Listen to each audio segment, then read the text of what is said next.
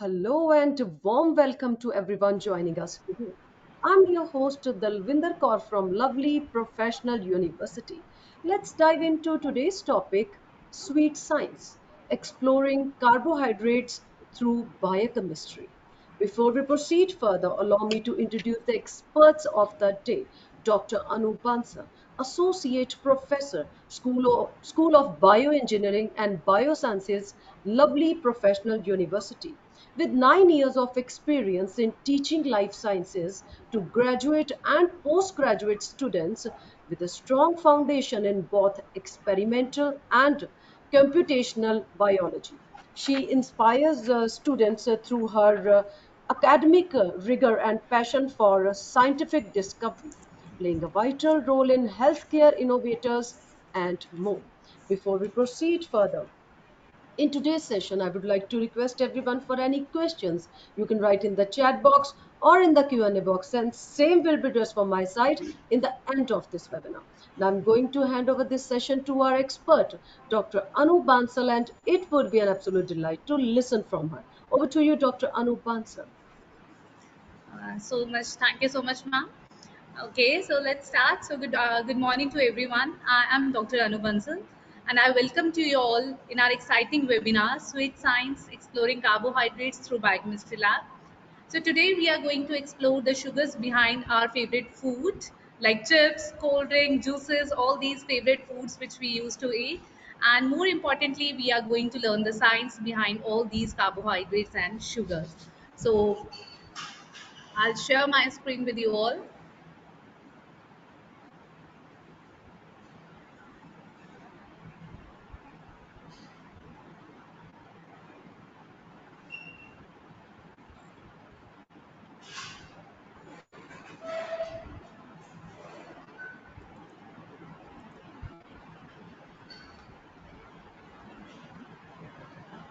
I hope the slides are visible.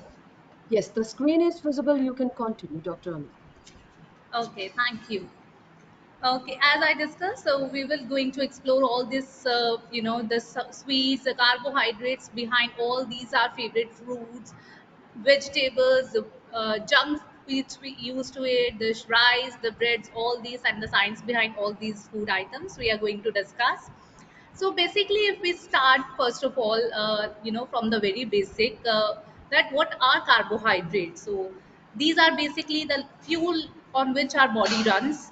Okay, and now if we think about what happens when we eat rice, bread, or banana, our body breaks them down into simple sugars for energy. These molecules are made of carbon, hydrogen, and oxygen, and they are grouped into monosaccharides like glucose, disaccharides like sucrose, and polysaccharides like starch. So, have you ever felt energized after like eating a banana? Okay, now I ate banana and I'm full of energy. Or you ate chocolate and then you feel like, oh, I'm full of energy, like the chocolate bars, energy bars we used to eat. And what happened when we feel sleepy after eating a whole pasta or some kind of a Punjabi dish like chola bhatura? Like we feel very sleepy. So why are all these things? Because these that's how the different carbohydrates work. Some of the carbohydrates they release the energy very quickly, for example while after eating certain fruits, and some of the carbohydrates are very slow release energy, for example the starch that we are going to eat from these chola bhaturas or from the pasta. So that's how feel your body reacts by eating the different kind of carbohydrates and how they are going to function inside our body. Now why there is a need to analyze all these carbohydrates. So the main applications, if we talk, this is in the food industry, in the health sector, in the industrial sector. We want to analyze these presence of these carbohydrates, that which type of carbohydrates are present, which form of them are present, and whether they are present or not. So first of all, if we talk in the health industry, so we know someone, who is suffering from diabetes. So what we need to do is we regularly check or monitor the blood sugar level or blood glucose level, and that's how you check the check the amount, the concentration, and that's how we need to analyze the carbohydrates. And the other is in the food industry. For example, we want to check the concentration of the sugars in the different packaged food. So sometimes it is mentioned on the packaged food that it is a 5% sucrose is present, 5% of a glucose is present. So that's how you make sure that this is the amount of sugar and which type of sugar is present in the particular packaged food items. So that's how it is, therefore it is important to analyze the presence of these carbohydrates. And next comes to the research on metabolism or energy use. So in the industries, in the R&D department where the research are going on, so in these industries, we need to check or monitor the presence of these carbohydrates, how they are metabolizing, and how their energies have been used to inculcate the more other functions and more other properties. So therefore, we need to analyze and we perform the basic test for it. For example, the first test is to just check the solubility of these sugar with the physical property. So monosaccharides like glucose, they can be dissolved easily in water. So this is why we mix these sugars. They mix very well in the tea which we used to eat in our day-to-day life. So therefore it dissolves very fine. But there are certain carbohydrates like polysaccharides, like starch, which do not get dissolved in it properly, and it swell and form a paste kind of a substance instead.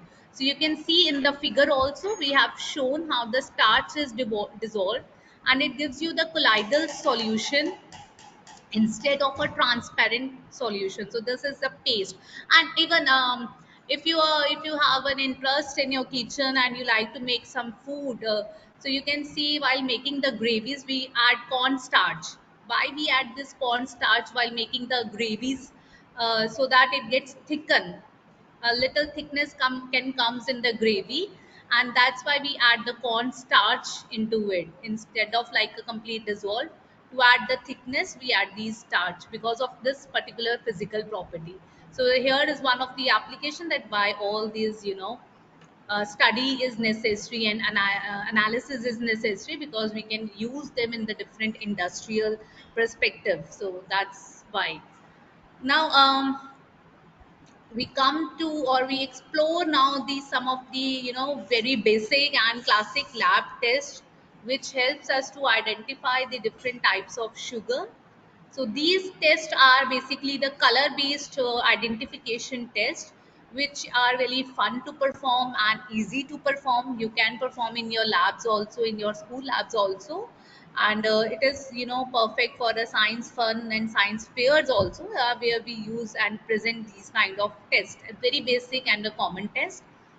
We call them as a qualitative test because it only tells us about the quality. That means it only tells about whether the particular sugar or the carbohydrate is present or not. So that's why we are calling them as a qualitative test. So the test which we are going to discuss and learn in our lab is the Molish test and Benedict, Selvinov, and iodine test. These are the few tests which we are going to perform. So first, Molish test, if we see, before we demonstrate you guys, just have a look on what are these tests. So it's a general test for all the carbohydrates, all types of sugar. They are giving you the results with the Molish test. It Sorry for the uses, interruption. Dr. Anu, can you please change the slides? yeah, slides. I'm changing the slides. Can you please do once more? We are not able to see the slides are Uh, changing. is it Yes, visible? the slides are changing now. Brilliant. Continue, please. Oh, okay. Is it full screen for you, ma'am, or not? Yes, ma'am, everything is fine. You can continue. Okay. So as I was continuing about the Molish test, so yeah, it's a general test for all the carbohydrates, and it uses the sulfuric acid, which is H2SO4, to dehydrate the sugars to furfural. If we see the reaction, this is the carbohydrate, And when we react it with the H2SO4, it reacts and gives us a compound converted into furfural or hydroxymethyl furfural. These are the two ways in which it is, broken down. You can see the structure. And once we react it with the alpha nephthol, which is the Molish reagent in ethanol, it reacts to form a purple color ring structure, if you see here in the photograph. So this kind of a purple ring structure is present, and all the monosaccharides, they react quickly to these tests, whereas the disaccharides and polysaccharides, they respond slowly, not very quick, but slowly. They also give the positive result. So this test is particularly to confirm the presence of all the carbohydrates in a sample. So this is your Molish test. And now we go to the another test, which is the Benedict test. Okay. So Benedict test, again, it's a specific test for reducing and non-reducing sugars. Okay. So reducing and non-reducing sugars, if we see in all the sugars, if they have a free carbonyl group, free reactive carbonyl group C1, they all are the known as reducing sugars. The disaccharides also, if they have the C1 as a free carbon to react with the other compounds, they are also known as the reducing sugars. But there are some exception like sucrose, which is one of the disaccharide made up of glucose and fructose. Its carbonyl carbon is not free. It is already, bound with some bonds with each other. So their carbonyl carbon is not free to react with any other compound. And that's why it is known as non-reducing sugar, and it will not give the test with the Benedict reagent. It's a negative for the Benedict test. So that's how you, in the different industries, basically in the food industry, you use this test to distinguish the presence of reducing and non-reducing sugars in a given sample. Okay, you here differentiate the glucose with the starch, the glucose with the sucrose. This is how you differentiate and find which type of sugar is present in it. Okay, for example, you can try testing it with the fruit juices and the soda. Okay, if you do the difference of the test, the fruit juices, they are commonly consisting of, glucose or the fructose, the monosaccharide. So they give the positive test for the Benedict, which is a reducing sugar. But if we're going to test with the soda or sodas, so these sodas are consisting of the sucrose, and therefore they are not giving us the positive Benedict test because it is not a reducing sugar. So this is how you can differentiate that whether you are consuming sucrose or you are consuming the direct glucose or fructose. So that's how you can differentiate. Okay. Um, this is the reaction. If we see, so normally, what's the principle? We have the free carbonyl carbon present in the carbohydrate structure. They react with the copper present in the copper sulfate, and then it gives you the copper oxide product, which turns into a red precipitate structure, and this is, it's a positive test. So if you observe the red color precipitate, then you are confirming that the test is positive and you are having the reducing sugars. So you can see the difference in the colors. Normally, depending on the concentration, the color is changing from blue, green, yellow, and red. This is how the color changes gradually with the time. Now moving next, we have the another test, which is your Selvinov. So this Selvinov test, which helps us to differentiate between aldoses and the ketosis, because as the carbohydrates, there are two types. The one which are having the aldehyde group, we call them as aldoses, and the one with the ketonic group, we call them as the ketosis. The examples are your glucose and fructose.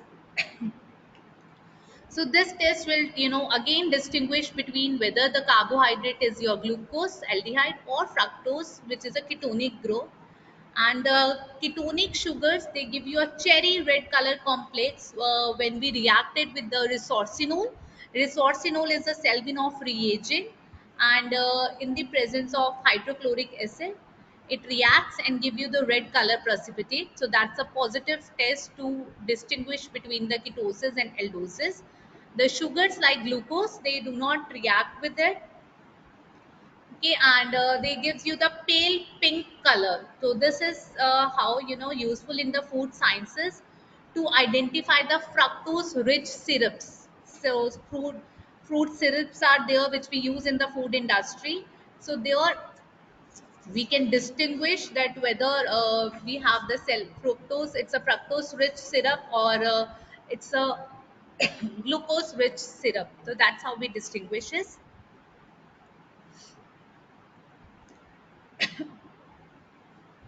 So this is the principle.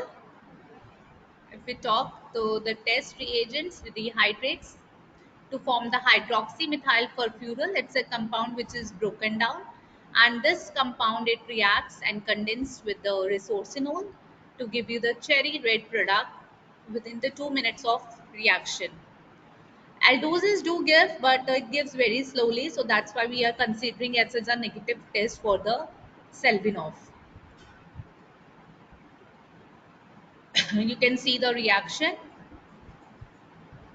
So this is a fructose structure. It reacts with the concentrated HCl, it gives you the furfural compound, which further reacts with the resorcinol, sorry, to give you the condensation product, which is red color product. I think you all can see this. Now moving next with the next question, next test, which is a iodine test. Okay. Again, it's a very common test if we talk about this. Iodine test is a classic one test for detecting the presence of a polysaccharides like starch or cellulose. So the iodine, it interacts with the starch to form the blue color complex, and exact nature of the complex is not fully defined, but it is likely to involve in the absorption. It absorb the iodine within its structure, within the helical structure of the starch, and glycogen also, and they also produce these kind of different light blue or light blue black color to give you the positive test. So basically, all the polysaccharides and mainly the starch, they give you the test for this iodine. So what we do is, this mean adsorption is the main principle behind, which helps you to give the color. Okay, you can test, you can do, or you can perform this test easily in your at your home also, with the rice, with the potatoes. They all these food items will give you the positive test with this sample, with this iodine. So I hope all these test principle and reactions which are there, these all reactions and principles are clear to you.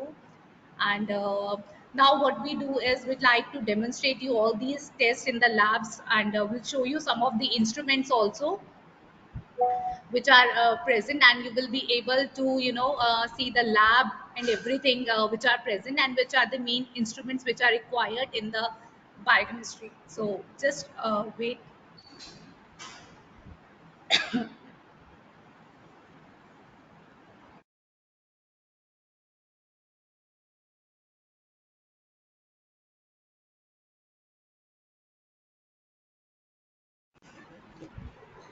Okay, now we show you some of the instruments which are present. So this is whole our biochemistry lab.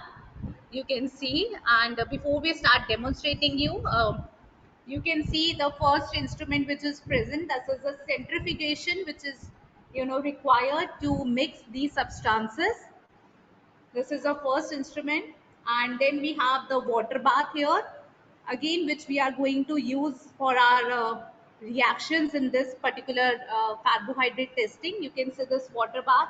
So we can, set the temperature from here if it is visible. We can set the temperature, that at what temperature we want to use it. And this is the on and off. It's already on because we need it in our experiments right now. This is the hot plate. So sometimes we want to, just, warm up the some solution. So we just on it and keep the beakers over here. And this is the spectrophotometer.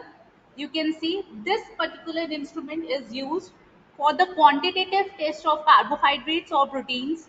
So for example, right now we are just giving you the information about the whether carbohydrates are present or not, but in this we give you the concentration also, that if you want to check that how much the amount or concentration is present, so that with using this instrument we give you the results.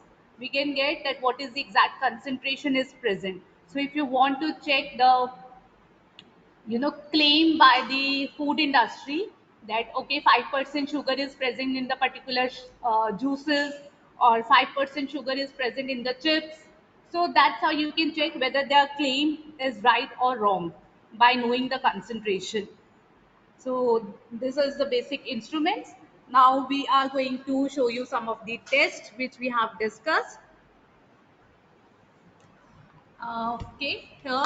So here, this is our PhD student, Saurabh. He is going to demonstrate you some of the tests which we have discussed right now.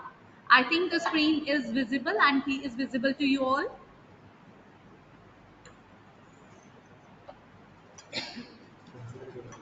Okay. So these are already prepared some sugar solutions which we have done. Okay. This is sucrose, fructose, and starch.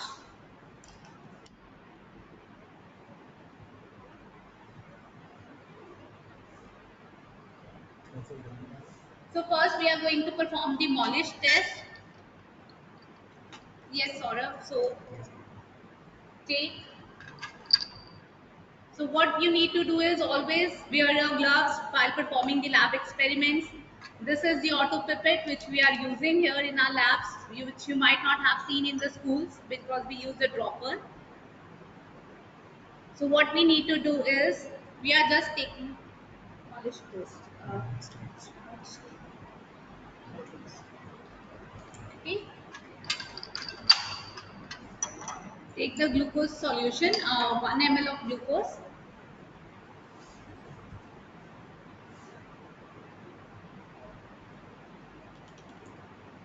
Okay, after you add the 1 ml of glucose, now change your tip. Take the alpha naphthol reagent which we have already prepared uh, in the ethanol solution. So you can see this is the alpha naphthol.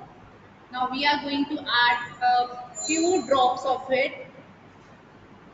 Just you need to add the few drops.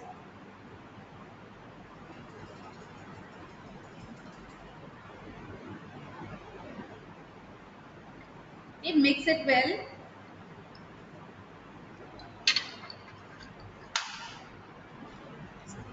Now after you mix it well, we need to take the sulfuric acid.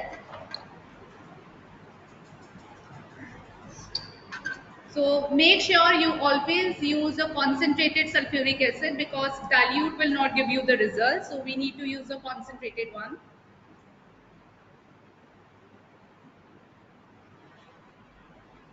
So concentrated sulfuric acid, we are going to take it.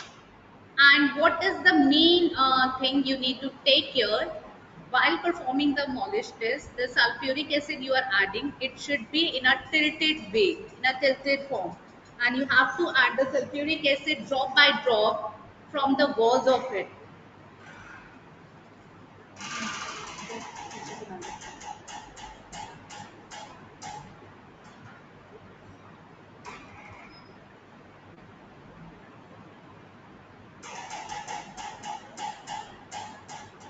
So you can see the ring kind of a structure which is coming in between. Is it visible to you all? So if this ring color is coming, that means it is a positive test for carbohydrates. The carbohydrates were present. So you can see that two different, liquids are separated by a ring kind of a structure, a purple ring. Okay. So you can see it here. If I perform this test with the water, we can so show you the results.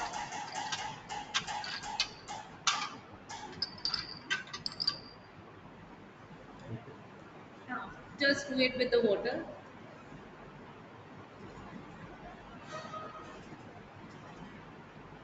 So we'll show you how we can do it with the water.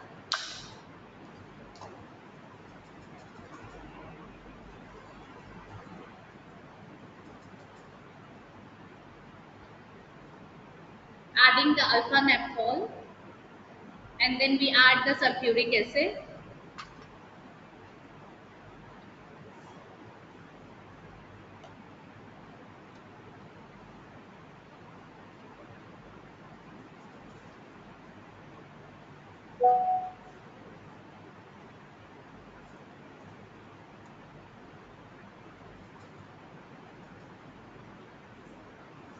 So you can see we are not getting any kind of a ring like structure, and it is completely miscible. So this is purple yellow color ring is coming. So that means this is a negative test. Okay, the purple color is not coming. It's a yellow orange, which is a negative test. Okay, so this is how you can differentiate between these two. The carbohydrates will give you the purple ring, and the other compounds, they are not going to give you the purple ring kind of a structure. So this is the first very basic test, that was a Molish test. Now we are going to perform the Benedict test, which is for the reducing and non-reducing. So this is the Benedict reagent which we are going to use, and now we are going to add the sample solutions. You can add one in this. So we are going to take the two samples in two different test tubes. In one you can add the sample, keep it aside for a while, and in the other test tube you add the sample.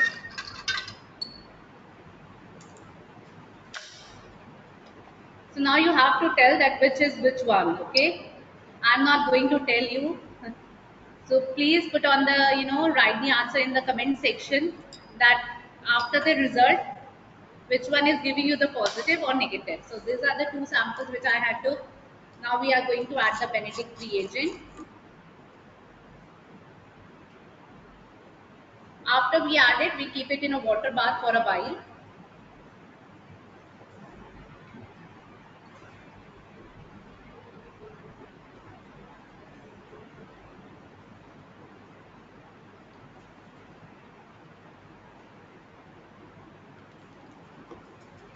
Okay, so Saurabh, please keep these test tubes in a water bath. You can take one beaker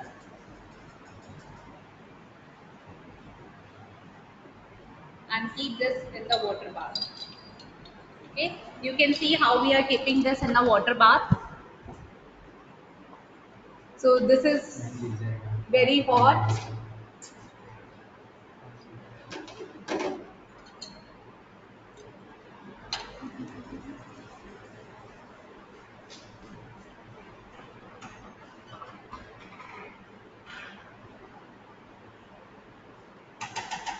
So we are keeping there. So water level is a little bit high. We are removing it and then keeping it in the water bath.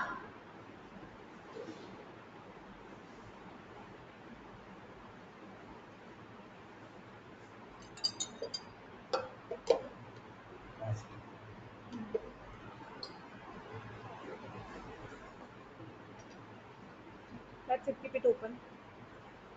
Yeah.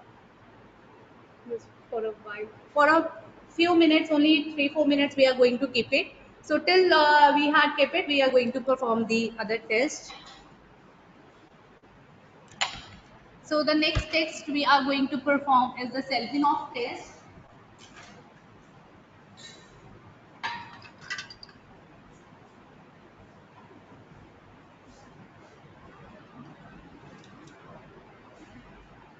So Selvinov, as I discussed, it's a test for the differentiation between the aldoses and ketosis. Now we are going to take some of the sample again. Mix it well.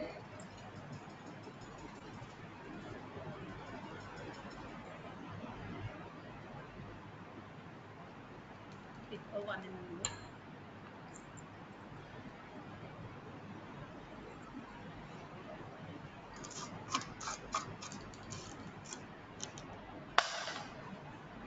Okay.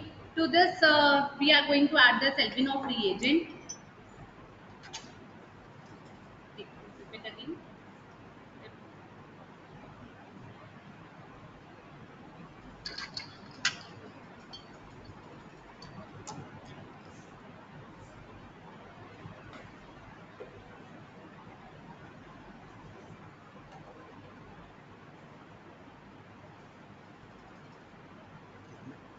Yeah.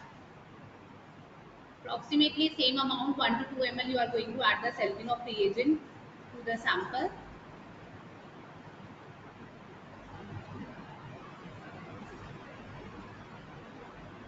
Now again keep it in a water bath for a while.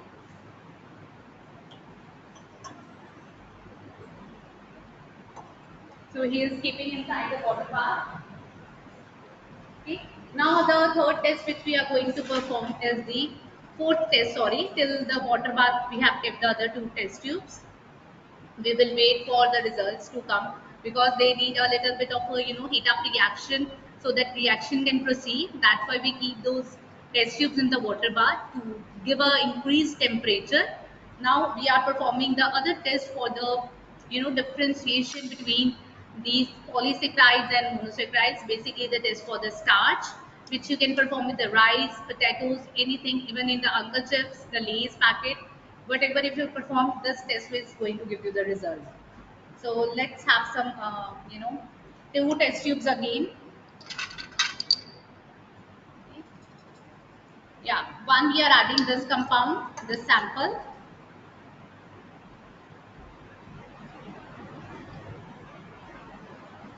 with the proper, and in the other we are going to add this sample test tube. Okay, now we will see whether this, after adding the iodine sample,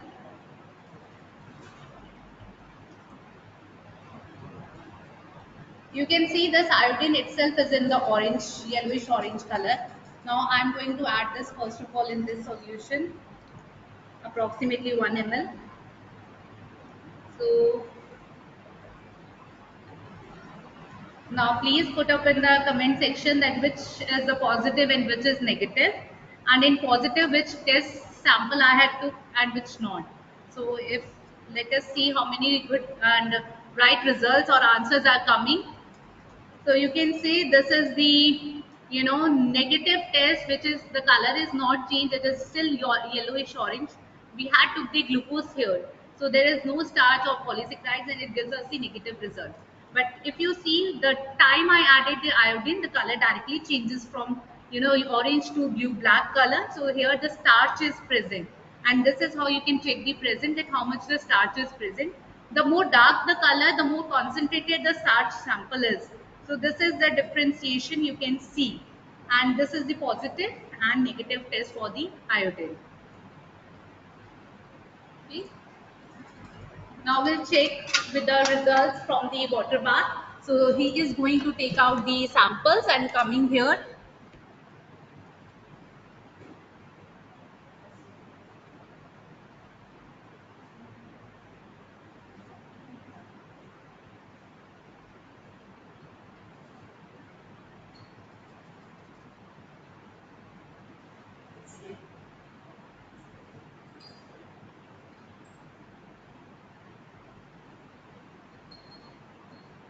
So here we had took out the samples from the water bath. Now we cool it down a little bit.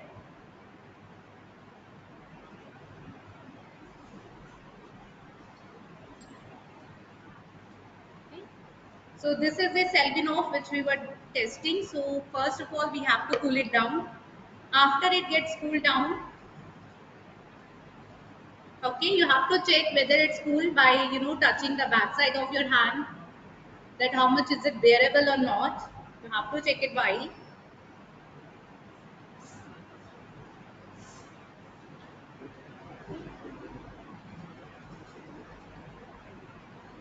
So let it be cool.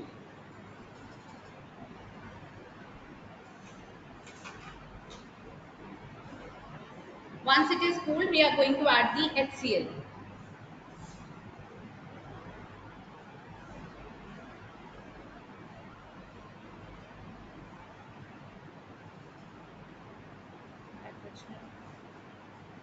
So concentrated. So again, you have to take care that you are adding the concentrated HCl.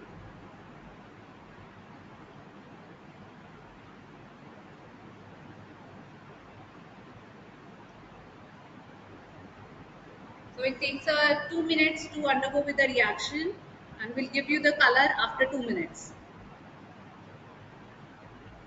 So we'll keep the test tube here so that we can wait for the result to come.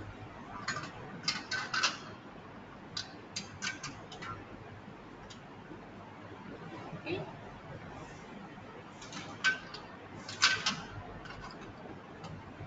So till that time, so as I told you to differentiate between these two, so whether you are able to do it or not. So this is the blue color. We have to keep it in a water bath for a while to see the reaction. Okay. Just wait. We will keep it in a water bath. We took out the Selbinov, but we keep it there.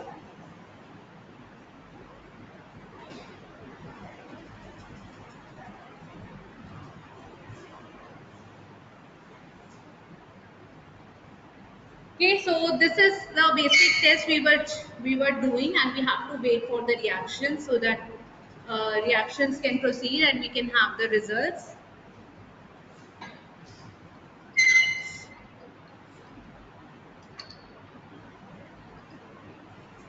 So let us keep on checking whether we are getting the solution or not.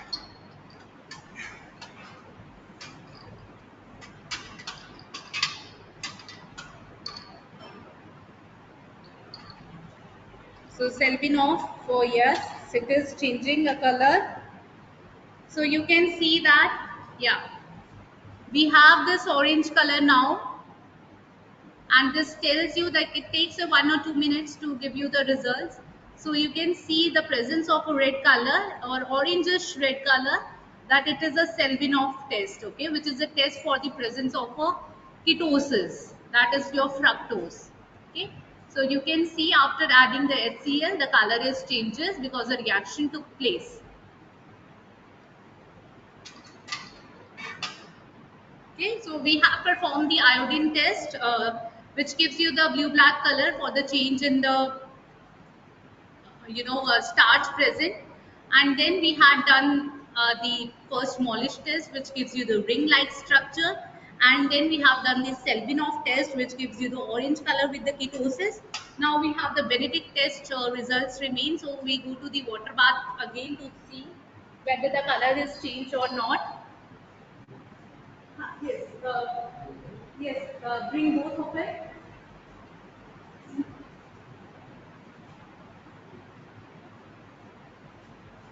Okay.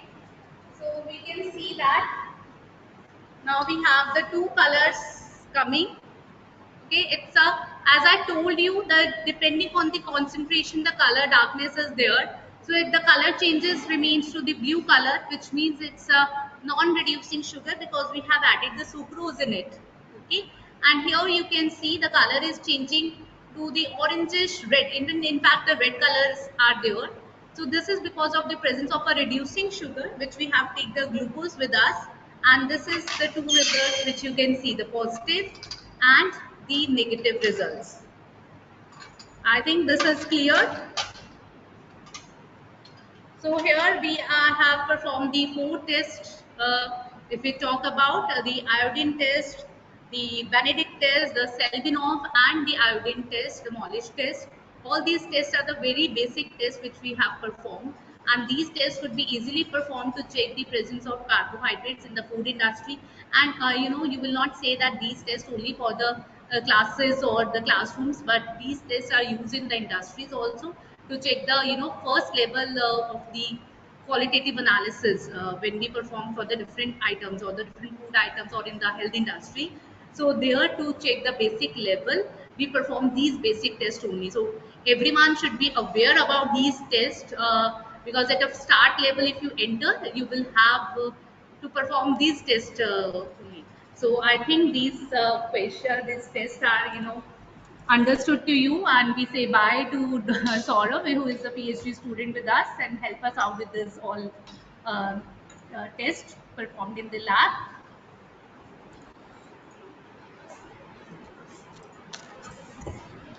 So that brings our end of our sweet journey, if I'll say, through these carbohydrate biochemistry tests. And I hope you guys have found this session quite engaging and informative. And I am not able to see any kind of comments. I hope the Linda ma'am will help me out with the certain answers which I was asking you in between. So thank you all for joining, and over to you, ma'am. Thank you so much, Dr. Anu Bansal, and special thanks to Mr. Saurabh also. So, can we take the You're, questions, Dr. Anu? yeah, sure, ma'am. Yeah, now let's start with first question. Gurpreet is asking, what are the main types of carbohydrates and how do they differ in structure and function? Okay, so if we talk about first the functional group, based on the functional group, we have the two types of carbohydrates present, which are aldoses and ketoses. Aldoses are those sugars which are having the hydroxyl group, uh, aldehyde group, which is CHO, and the ketoses are those sugars which have the ketonic group, which is C double bond O. So this is the basic two difference based on the functional group which is present. Then comes to the number of carbons present. On that basis, we have the different types of sugar. For example, triose, tetrose, pentose, hexoses, aldose. These are based on the number of carbons 3, 4, 5, 6, and so on. For example, ribose is a common sugar, which is a 5 carbon sugar. Then glucose is a common sugar, which is a 6 carbon sugar. And then moving ahead, based on the number of units, we have again further three types: monosaccharides, disaccharides, and polysaccharides. Monosaccharides are the sugar with the one single unit, like glucose, fructose, mannose, ribose, ribulose. Okay, and then we have the disaccharides, for example, sucrose, maltose, which is present in the malt. It's commonly known as a malt sugar, which is present in the wheats and all. Then we have lactose. uh, it's a disaccharide present in the milk, commonly found in the milk. And sucrose is the common one, which is found in the fruits, basically. So these are the disaccharides. The other are polysaccharides, which are having the multiple units. For example, starch present in the energy storing carbohydrate in the plants. And then we have the cellulose, again, which is a part of the plant, and the cell membrane of many insects like cockroaches. They are having this membrane layer of the cellulose. And importantly, the papers which we use is made up of cellulose and hemicellulose, the papers on which we write. Okay, and insulin, EDT, agarose, all these are the common examples of the polysaccharides. Yes, ma'am. Another question. I hope the answer is Thank, clear. thank you so much. I hope, Gurpreet, you got your answer from our today's expert, Dr. Anu Bansal. Ma'am, Radhika is with us. Radhika is asking, what role do carbohydrates play in circular respiration and energy production? Okay. Thank you for asking a question, Radhika. And if energy production, if I talk about the glycolysis, which is a basic reaction or the take place in our body organism, where we break down the glucose into a simpler component.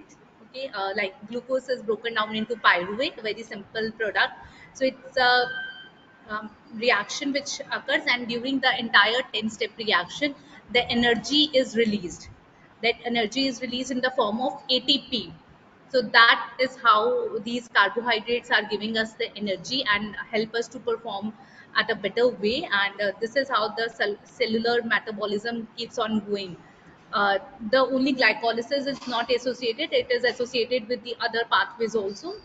uh, the complete TCA cycle is there. The various metabolic pathways are interconnected with each other, that gives us the ATP, or it is a form of energy. Thank you so much, Dr. Anu Bansal. I hope, Radhika, you got your answer from our today's expert. I hope all the participants got the answers from our today's experts. If anyone have any questions regarding the admissions, they just write on us at admissions@lpu.co.in. You can do WhatsApp chat with us. Our WhatsApp number is 98525 69000. I'm repeating the number. It's 98525 69000. Once again, thanks to our experts, Dr. Anup Bansal. As we come to the end of this webinar, I want to express my deepest gratitude to our experts for sharing their valuable insights and expertise with us. Your presence, enthusiasm, and active participation have made this experience truly special. Hopefully, the attendees found this webinar to be valuable and will be able to utilize the information for better decision making regarding admissions.